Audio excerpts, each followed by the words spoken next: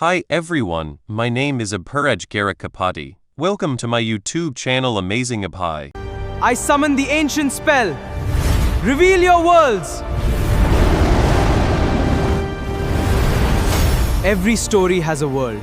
Not long after, Eileen appeared on the training grounds wearing McLean armor, standing shoulder to shoulder with the knights as if she had always belonged there. Patrick still could not believe Logan was serious, but Logan simply reminded him that he never joked about matters like this. Patrick tried reasoning once more, arguing that Eileen was a noble woman and that the kingdom had never seen a female knight before. Logan countered without hesitation she was a force user, and in times like these, useful strength mattered more than outdated traditions. Patrick pushed back again, warning that the McLean Knights' training was far harsher than any other order, and that noble ladies simply did not endure such brutality. From across the field, Eileen suddenly shouted that she could handle it, instantly silencing both father and son. She vowed to erase every doubt, promising she would force them to acknowledge her both as a knight and as a woman. A few hours later, that confidence met reality. Eileen lay unconscious on the ground, while Logan and a nearby knight questioned whether this was truly her will. After witnessing the insanity of the training regimen, she groaned that they were all crazy bastards, barely holding back tears as she realized knights with even weaker auras endured the same torment. Clenching the dirt beneath her fingers, she admitted she was still far too weak. Logan asked if she regretted her choice. Looking up at his calm, unreadable face, she answered honestly she did regret something, but not joining the order. What she regretted was her own lack of preparation. Logan fell silent. Eileen reminded him that he had promised her a battlefield of glory, yet she understood that such a promise meant nothing if she could not stand strong on her own. She needed to claim her honor as a knight through her own strength. Seeing that burning determination, Logan felt a flicker of approval. Maybe there was still hope. He struck a tree beside them with his fist and an apple snapped loose from a branch, dropping cleanly into Eileen's hands. As she stared at it, Logan declared that just as he had promised, he would deliver a battlefield worthy of her resolve. The rose of steel would not stop at something as small as an apple. He told her to eat, recover, and march beside him until the very end. And without hesitation, Eileen agreed. 1 week later, the knights were thrown into another insane training drill. This time they had to scale a steep cliff and defeat the knight waiting at the top. As one knight nearly cleared the exercise, a wooden sword smashed into his head, sending him crashing down hard. Luckily, Patrick caught him mid-fall, saving him from what would have been a brutal landing. Patrick immediately declared that Karen, the fallen knight, was eliminated, and the poor guy looked more like a rescued princess than a warrior in Patrick's arms. Watching from below, some knights muttered that while their training was already known for being brutal, this crossed into madness. One asked who even came up with torture like this, and the other answered with a rhetorical shrug, obviously Logan. Right on cue, Logan shouted for the next challenger to get ready. Patrick admitted the drill was excellent for siege offense and defensive response, though its only flaw was how dangerously close it danced with serious injury. The next name called was Eileen. Logan signaled her to begin, and she launched forward without hesitation.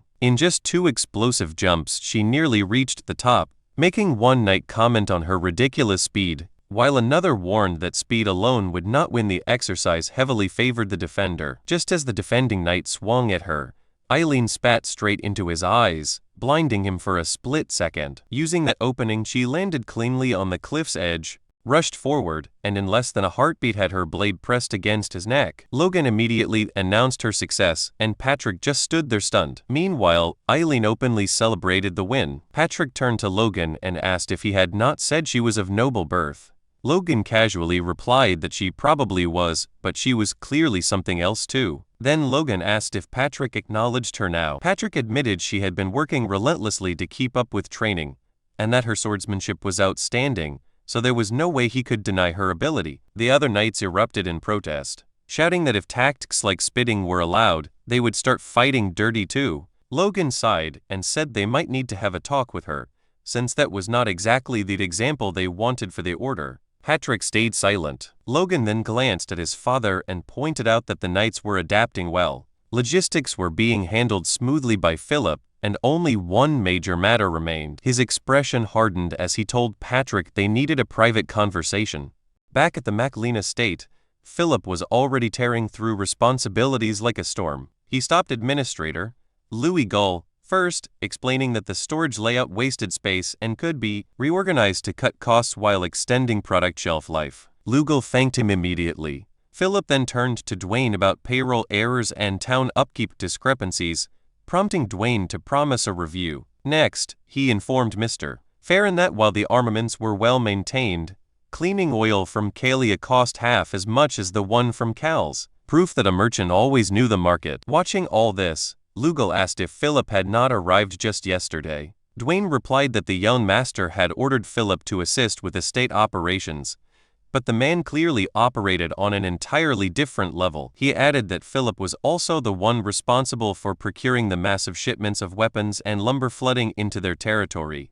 When Lugal wondered what Lugal planned to do with all of it, Dwayne broke into a nervous sweat because no matter how you looked at it, there was only one logical answer: war. Meanwhile, on the training grounds, Patrick exploded after hearing Lugal's news. He could not believe that war was what Lugal wanted to discuss privately. Lugal stayed quiet at first, letting the weight settle. Patrick asked if Beffrose was about to invade, but Lugal shook his head and calmly said they would be the ones starting it. That nearly set Patrick off again. Clenching his fist, he demanded Lugal explain his reasoning. Lugal began by reminding him that Beffrose had not attacked yet, only because of Lugal's teacher, then asked how long that protection could realistically last. Patrick argued they should continue strengthening their forces since they still lag far behind Beffrose, but Lugal cut him off, saying that if he were Beffrose, he would never allow them time to grow. It had to happen now. Patrick pressed further, asking if Lugal knew something he did not. After a pause, Lugal asked a chilling question: would Patrick believe him if he said he knew the king would die soon? Patrick nearly lost his mind, terrified his son was flirting with high treason. Lugal reassured him immediately that treason was not the plan,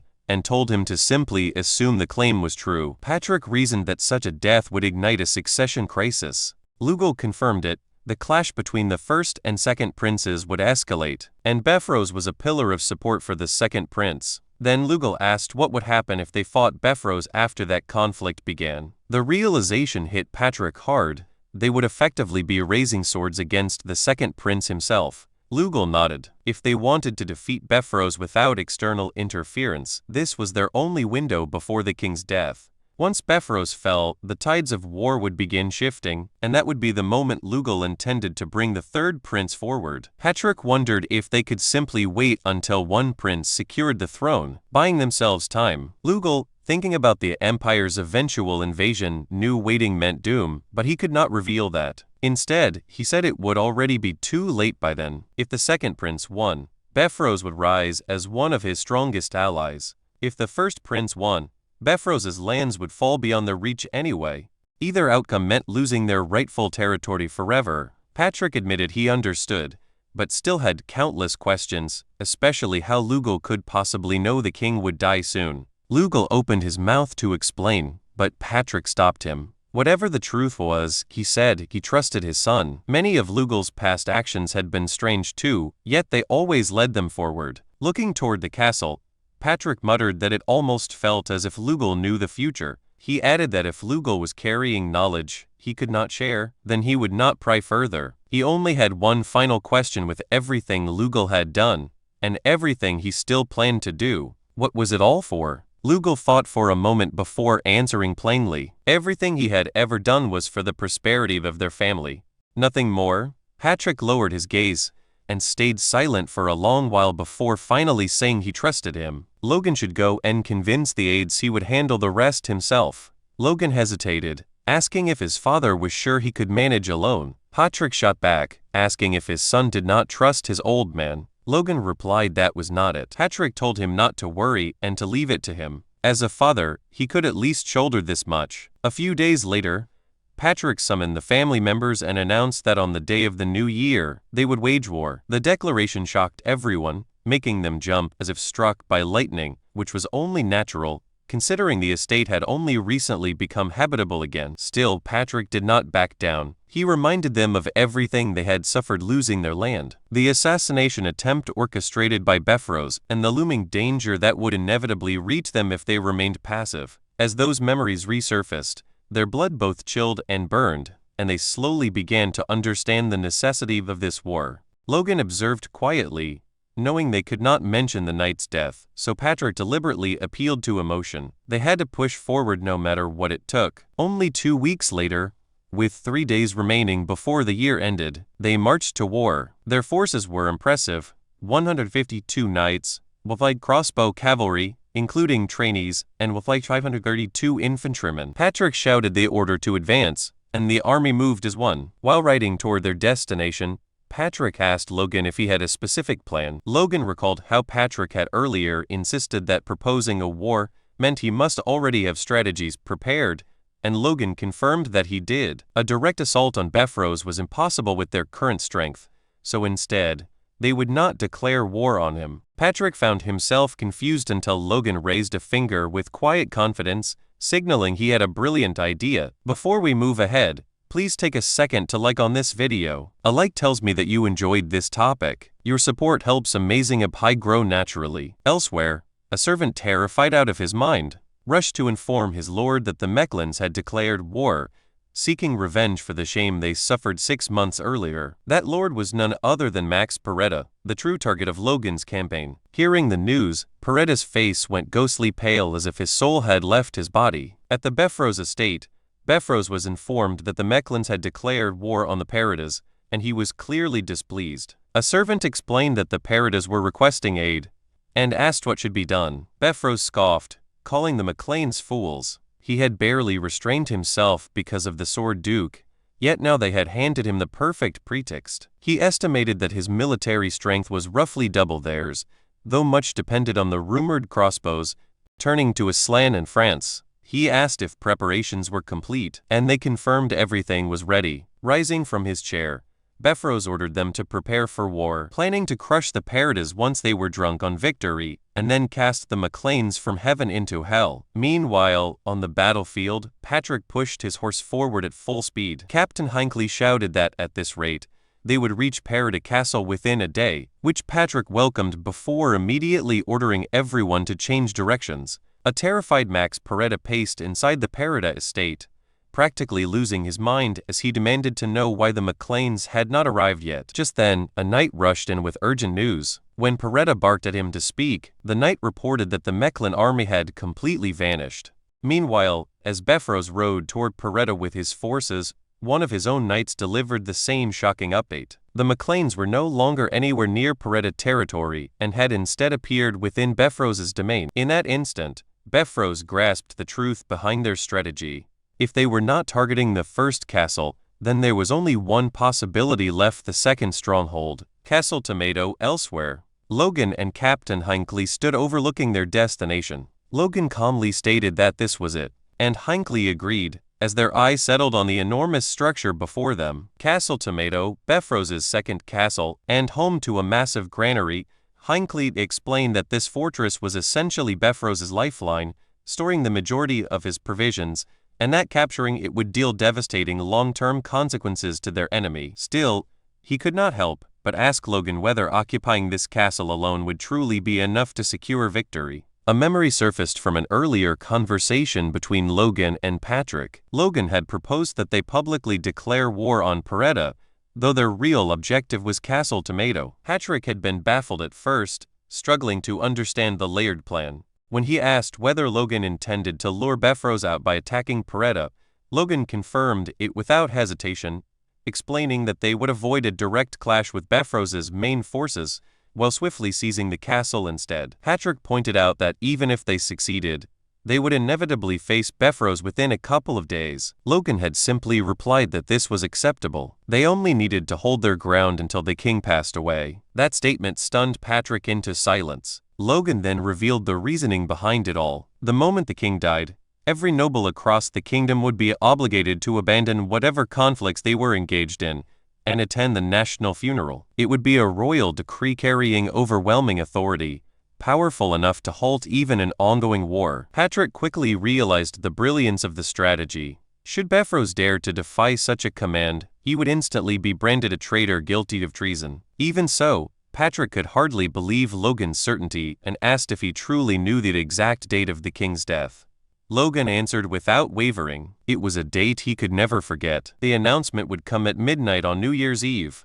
Back in the present, Logan calculated their remaining window with cold precision. Only 2 days remained, and within that time, they had to capture Castle Tomato no matter what. On the walls of Castle Tomato, the captain of the guard, high-ranking Knight Jerome, was furious, shouting and demanding to know where this massive army had suddenly come from. His brother, Jarek, another high-ranking knight, urged him to calm down, reminding him that they had already reported the situation to the main castle and only needed to hold out for a single day. Jerome glanced from his brother to the overwhelming force below and snapped that there were nearly 3,000 enemies, with the knights of the Mechlin alone numbering around 200. Questioning how they were supposed to endure such pressure, he muttered that if this had been the main castle, defending it would have been easy, but trying to fend off this army with Castle Tomato's limited military strength was almost impossible. Jarek, however, insisted they only needed to guard the ramparts and stand firm. If everyone worked together, surviving one day was achievable. Turning toward the 3 ranking knights,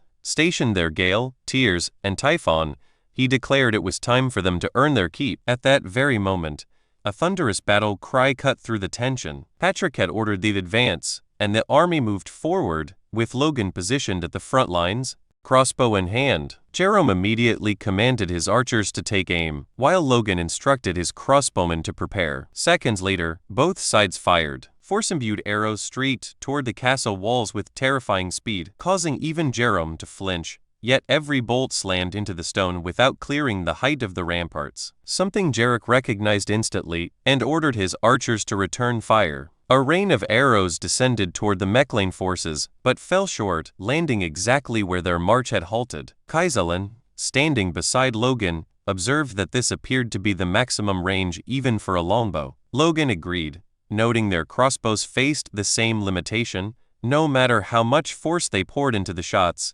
they barely reached the walls. Kaiserlin suggested ceasing fire to avoid wasting ammunition, but Logan refused, explaining that suppressing the enemy alone made the effort worthwhile. As for supplies, Hammer had produced more than enough arrows. Kaiserlin muttered that Hammer truly deserved a proper vacation. Logan then turned toward Clayton, who had been brought to the battlefield, and told him he had a request. Clayton admitted he never expected to be dragged into a war, but he quickly ordered his pupils to begin their work. From the ramparts, the defending brothers watched in confusion. The attackers were not advancing, merely firing arrows that achieved nothing. Jarek was about to question their strategy when a faint tremor ran through the ground. Both brothers froze, asking what that sound was. Though subtle, the earth itself was shaking. Down at the base of the rampart, a massive golem was hammering its fists into the ground. The realization left them stunned.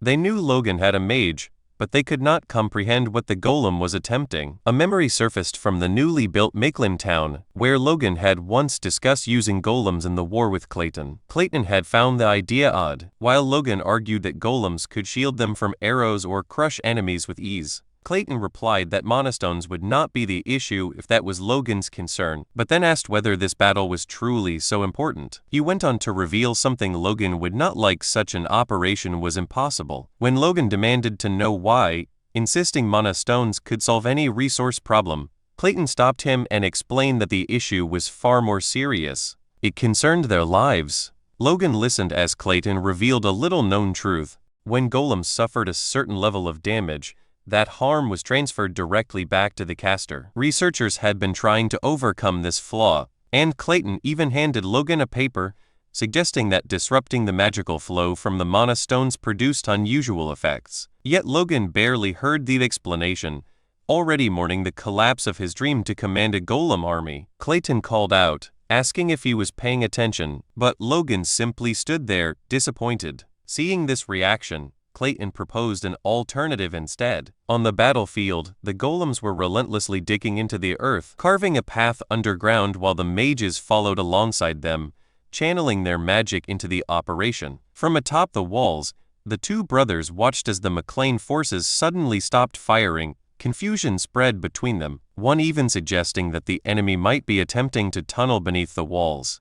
Jarek, however, remained unbothered. He reminded Jerome that the digging had begun in the morning, and dusk was already approaching, meaning reinforcements would likely arrive long before the golems ever reached the castle. That thought eased Jerome slightly, convincing him that all they needed to do was wait. But the fragile calm shattered almost immediately when the ground beneath their feet trembled violently. Neither of them could explain what was happening. Jerom's eyes widened as he realized the structure of the walls themselves might be at risk. He turned to Jarek and demanded to know the chances of a collapse. Jarek insisted such a thing was impossible, yet Jerom, visibly shaken, asked whether his brother could not feel the earth quaking beneath them. Still composed, Jarek advised against making any rash moves. That restraint only drove Jerom further into panic. He shouted that if the walls fell, everything would be lost, and questioned why the McLeans had not launched a direct assault yet. Clearly, they were plotting something. Jerom glanced downward,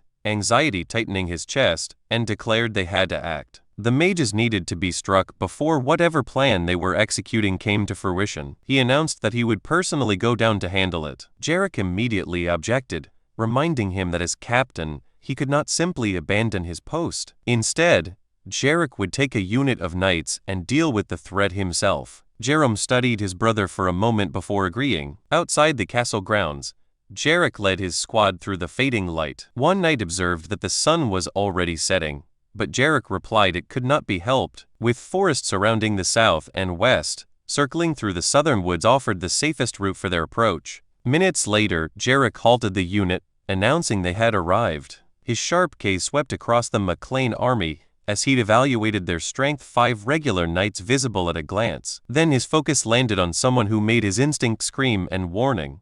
Captain Hinckley. The sheer force radiating from him was on an entirely different level, unmistakably marking him as a higher-ranking knight. Before we move ahead, please take a second to share on this video. Sharing helps this video reach friends who may also enjoy anime, gaming, travel, cricket, chess, career basics, or personal stories. Your support helps Amazing Abhi grow naturally. Just like Jarek. Display flickered through Jarek's mind. It seemed impossible that the McLeans possessed so many high-ranking knights, yet if he could eliminate Hinckley, the balance of the battlefield would tilt in their favor instantly. One of his knights hesitated, pointing out that what lay before them looked like an obvious trap. Jarek dismissed the concern coldly. Trap or not, retreating now was pointless. They would strike, deal with the threat, and return to reinforce the western walls. Another knight remarked that Jarek must be worried about Jerom, who had been on edge ever since the McLeans began their assault. Jarek fell silent, thoughts drifting to his brother. The two of them were unusual commoners who had climbed high enough to become high-ranking knights, an achievement rare across the entire kingdom. That distinction had earned them the prestigious role of guard captains for the second castle. Perhaps because of their humble origins, Jerom constantly feared losing that position, and that fear had bred hesitation, mistakes, and a dangerous tendency to lose composure whenever trouble appeared. His reputation among the knights was already slipping. Jarek had done everything he could to support him, but even loyalty had its limits. This battle, Jarek realized, might be their final opportunity to prove themselves. Failure was not an option. No matter the cost, he had to win. Jarek and his knights charged straight into battle, their momentum fierce and unrelenting. The McLean troops noticed the sudden assault from behind and immediately turned tail toward the tunnels. Watching them flee, Jarek narrowed his eyes, wondering if they intended to escape through those passages. They clearly had superior numbers, along with a high-ranking knight, so their willingness to retreat without hesitation felt suspicious. Realization struck him almost instantly. This had to be a trap. Still, he ordered his men to continue the pursuit. As they neared the tunnels, arrows suddenly whistled through the air.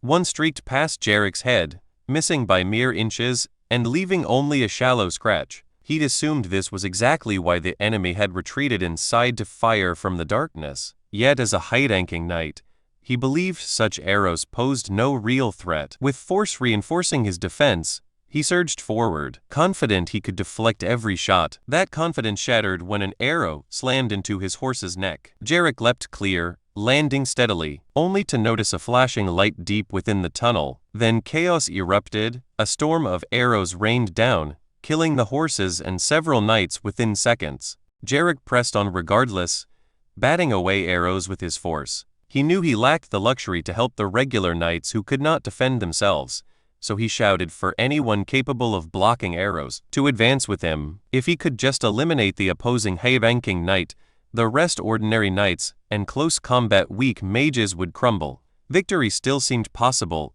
but hope died the moment Clayton cast his spell, and immense earth wall surged upward, sealing their escape. Before Jarek could react, another spell transformed the terrain into a swamp, sucking at their boots and making movement agonizingly slow. From the shadows stepped Hinckley, calmly noting that their horses were dead and their retreat blocked, leaving only one thing: the pleasure of battle. The smirk on Hinckley's face made Jarek's blood run cold. Fear tightened around him. This operation had failed, and survival now meant preserving as many soldiers as possible. He resolved to hold the enemy while his men broke through the wall. Just then, a thunderous noise from above shattered his thoughts. Logan had ordered a full charge toward the castle. Earlier, Logan and Clayton had discussed using golems beneath the enemy walls. Clayton suggested undermining the foundations to collapse them, a practical strategy, provided they began digging far enough away to avoid archers, though it would take time. Then Logan conceived a sharper idea: lure the defenders into the tunnels and divide their strength.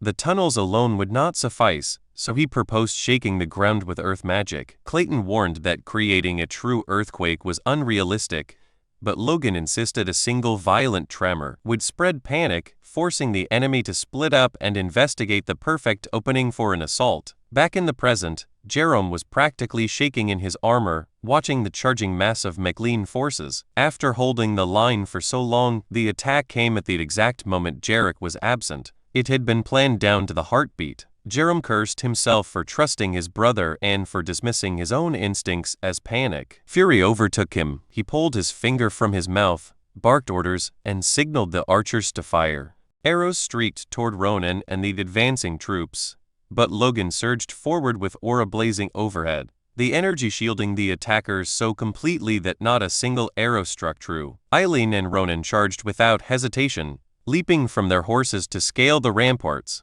As she climbed, Eileen remembered the brutal training of the past 2 months. The endless cliff she had forced herself to conquer again and again. Compared to that cursed height, these walls felt trivial. She vaulted above the defenders and landed hard, declaring the ramparts laughably easy. One stunt knight could hardly believe a woman was the one descending upon them. Eileen, however, thought only of earning glory. With a fierce war cry, she cut him down in a single strike. She paused to breathe, a fatal mistake. Her guards slipped, and an enemy soldier crept behind her, blade poised for the killing blow. She turned just in time to see death inches from her face. The sword stopped. An ally's blade had already pierced the attacker through liver and lung. Rand barked at her to get a grip, warning that spacing out meant death here. Frozen, Eileen wondered if fear had finally reached her, if killing a man had forced her to understand the battlefield's true horror. Her fist clenched, then she slapped herself hard, shocking Ronan. She apologized for the shameful display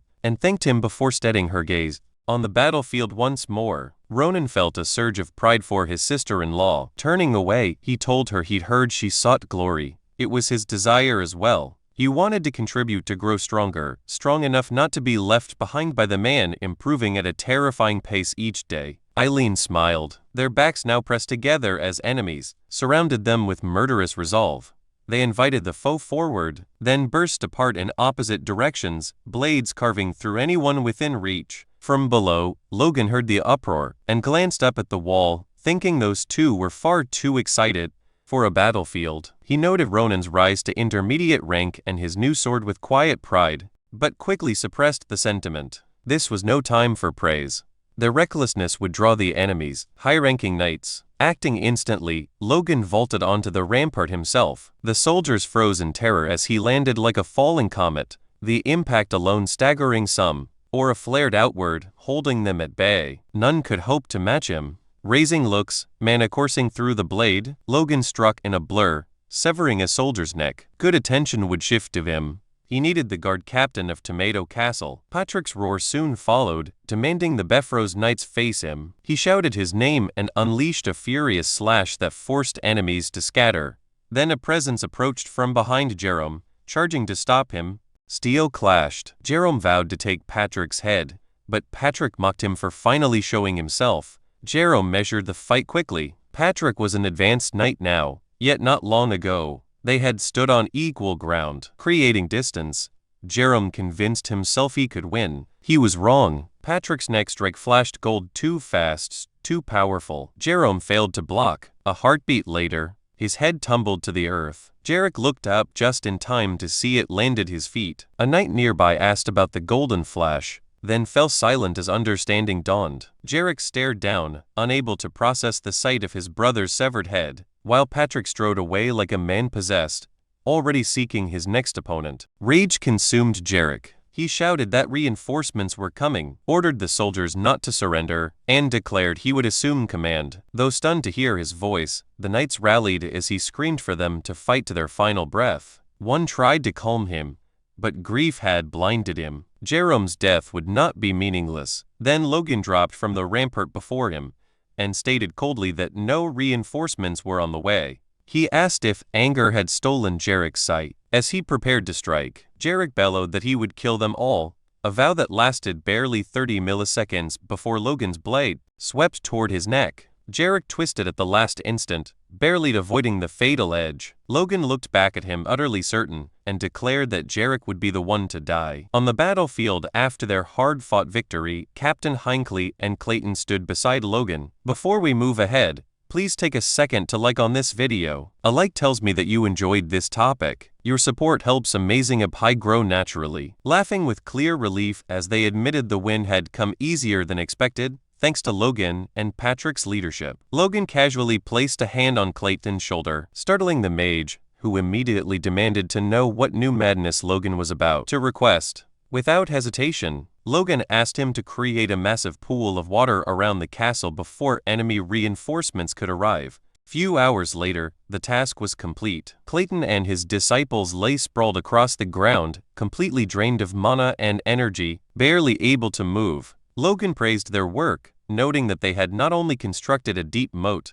but had even repaired damaged castle walls in the process. He couldn't help admiring how unmatched earth magic was for large-scale construction. Clayton, however, nearly burst into tears, muttering that their magic was starting to feel less like battlefield sorcery and more like permanent construction labor. Silently praying this wouldn't become their new specialty. From the ramparts, Logan examined the moat with satisfaction. 5 meters deep and equally wide, it was a death trap. Anyone falling in while wearing armor would struggle immensely to climb back out. He immediately ordered his soldiers to pour generous amounts of oil near the approach roads, so attackers would lose their footing the moment they stepped forward. Every detail of the defense had to be flawless. As Bepharos and his forces approached in the distance, Logan calmly concluded that their preparations were complete. Noon was nearing, right within the time frame he had predicted for the enemy's arrival, and the sight of their advancing army confirmed his calculations. He alerted his troops and prepared them for combat while Hinckley and Patrick observed from the rampart, ready to confront the coming storm. Across the field, Bepharos and Sir Franz studied the occupied fortress, already preparing their assault. Logan reminded himself that the king would die at midnight. Their only objective was to endure until then. Bepharos, meanwhile, was enraged upon spotting the MacLean banner planted atop his own castle. The insult alone made his blood boil, and learning that Jerome and Jarek had been slain only intensified his fury. Realizing their deaths had allowed the Mechlins enough time to dig the moat, he cursed their incompetence. He summoned Aslan, the so-called Super Speed Knight and Grandmaster of the Bepharos Knights, demanding a report. Aslan confirmed that the enemy fielded fewer than 150 knights and under 2,500 soldiers, with Logan himself appearing to be an advanced knight, supported by roughly 10 earth mages. Bepharos instantly suspected Logan had prepared some kind of sacred weapon. When asked about the likely outcome, Aslan paused briefly before breaking into a confident grin, declaring that nothing but overwhelming victory awaited them. From above, Patrick counted over 300 enemy knights and more than 5,000 soldiers, in addition to Wine Tower mages. Bepharos himself was publicly known as a 4th Circle mage, but secretly possessed 5th Circle power, making him far more dangerous than most realized. The presence of monsters like Aslan and France only deepened the tension. Logan noticed Patrick's unease, but remained composed. Suddenly, Bepharos amplified his voice with magic, announcing to the invaders that he would personally uproot the Mechlins from his territory. Logan immediately ordered his men to ready their weapons. At Bepharos' command, his army charged forward without even raising shields, a display of terrifying confidence that made Hinckley question what kind of defense they possessed. Logan simply replied that they were about to find out. Crossbow bolts rained toward the attackers, only to halt mid-flight, stopped by a shimmering magical barrier conjured by the mages beside Bifrost. Logan and Hinckley were stunned. Bifrost smugly declared that no matter how peculiar their weapons were, they could never rival magic. Realizing the crossbows were being neutralized, Logan understood they would be useless against the knights under such protection. Patrick quickly adapted, ordering the cavalry to redirect their aim toward the enemy soldiers, while positioning their knights for close combat. Logan roared for his troops to crush the attackers before they reached the walls, fully aware that wars were ultimately decided by force users. Watching Aslan and Franz advance, he resolved that if ranged weapons failed, he would personally confront them. Sword ready, he studied their movements, wondering how the two elite warriors would launch their assault. Aslan moved first, leaping from his horse and scaling the rampart. With frightening agility, memories flashed through his mind, years of mockery from nobles, who ridiculed his short stature, long arms, and monk-like appearance, questioning how someone like him could ever become a knight. Those insults had forged him into something relentless. Through bone-breaking effort, he had risen to the level of an advanced knight, and now he believed everyone else was prey. But as he climbed, he noticed the walls had been altered. The surface was treacherous. Still, he pushed forward until a calm voice from above shattered his focus. Eileen stared down at him with a blank expression, wondering aloud if the creature climbing toward them was a monkey. The insult struck deeper than any blade. For a split second, Aslan lost composure and slipped. He crashed violently to the ground, while a nearby knight shouted about his fall. Eileen almost looked concerned for a heartbeat as he struggled back to his feet. Another defender warned everyone that even an advanced knight couldn't climb those walls safely, but Aslan silenced him with pure rage. Lifting his eyes toward the rampart, he locked onto Eileen, fury burning in his gaze as she readied her sword. With venom in his voice, Aslan swore he would save her, breaking her. Meanwhile, Sir Franz stood atop the rampart, having successfully climbed the walls, now facing Patrick, who acknowledged the feat with a grim expression, and admitted he had heard many tales about the infamous Moonlight Knight. Franz looked equally unhinged, clearly ready to throw himself into battle, but Patrick's fury burned deeper, as he declared he was well aware that Logan carried a grudge against the man. All along the rampart, the Knights of Maclean clashed violently with the invading forces, steel ringing against steel while battle cries tore through the air. Nearby, Eileen struggled against a powerful opponent, and wasn't faring well. As she forced herself back onto her feet, the man facing her calmly praised her skill, remarking she wasn't bad at all. It was Monkey Aslan. With mocking curiosity, he asked whether all the young women of the Maclean family were this bold. Eileen quickly realized something unsettling. Aslan wasn't paying attention to anyone else on the battlefield. He was focused entirely on her, treating the fight like a game. When he sneered and asked if she was angry about being toyed with by a monkey, she understood her suspicion had been correct. Strangely, that realization steadied her. Keeping an advanced knight occupied was already a meaningful contribution. Aslan only laughed harder, promising he would take his time playing with her. Elsewhere on the wall, Logan was locked in combat against 3 Bifrost knights. One tried to provoke him, taunting that the eldest son of Maclean was rumored to be a high-ranking knight, so this shouldn't trouble him at all. The insult was meant as a distraction, but none of them managed to push Logan back even an inch. Whispering among themselves, the silver-haired knight wondered if the rumors about Logan wounding Sir Franz were actually true. Logan cut him off mid-thought, mocking them for fighting more with their mouths than their blades. Infuriated, the silver-haired knight called him an arrogant bastard and vowed to see how long he could endure. The 3 charged together at full strength. Logan didn't even flinch. Planting his feet, blade forward, he closed his eyes and in the next instant, slipped behind them, wounding all 3 at once. The sudden strike shook the Bifrost knights badly. Glancing back over his shoulder, the silver-haired knight couldn't comprehend Logan's speed. He hadn't even seen his feet move, guessing Logan had simply accelerated with force. The man tried to rationalize it, but Logan calmly told him his thoughts were obvious. Annoyance rippled through the trio as Logan continued mocking them, asking whether fear had made their legs freeze.